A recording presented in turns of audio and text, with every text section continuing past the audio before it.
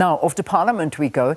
They say the Ad Hoc Committee investigating allegations of criminal infiltration, corruption and political interference in the justice system will today consider its interim report on the work completed to date.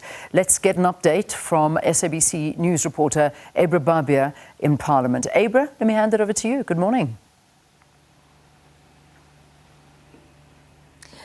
Leanne, yes, as you said, they're going to be discussing the interim report today during that logistics meeting happening at 11 o'clock. That will be an online meeting because MPs are flying back to Cape Town later on this afternoon, as is the norm on a Monday when they come back from their various constituencies.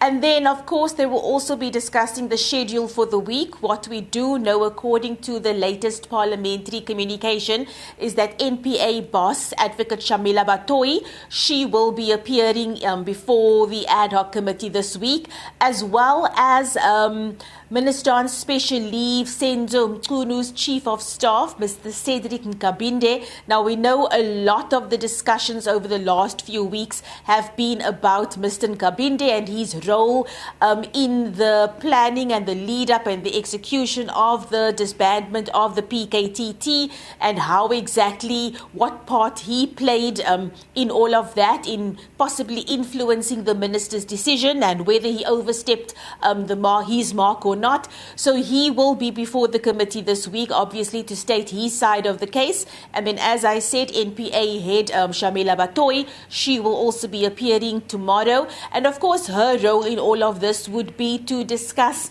criminality overall within the criminal justice system as a whole. We know that she previously has said that the NPA has been infiltrated. She later sort of retracted that statement, saying maybe infiltrated is too strong of a word to have used. But we do know that she has been, she's gone on the record a couple of times talking about the issues within the NPA and how there are certain forces within the NPA actually working against what she and her team are trying to do. We heard last week also about various people infiltrating the system entirely, especially within the SAPS, because as we know, the SAPS has a very huge budget which is allocated to it by National Treasury, and as a result, there are people who take advantage of the SAPS budget to obviously use it for their own nefarious deeds. And then, of course, the budget of criminal intelligence has also been a massive talking point,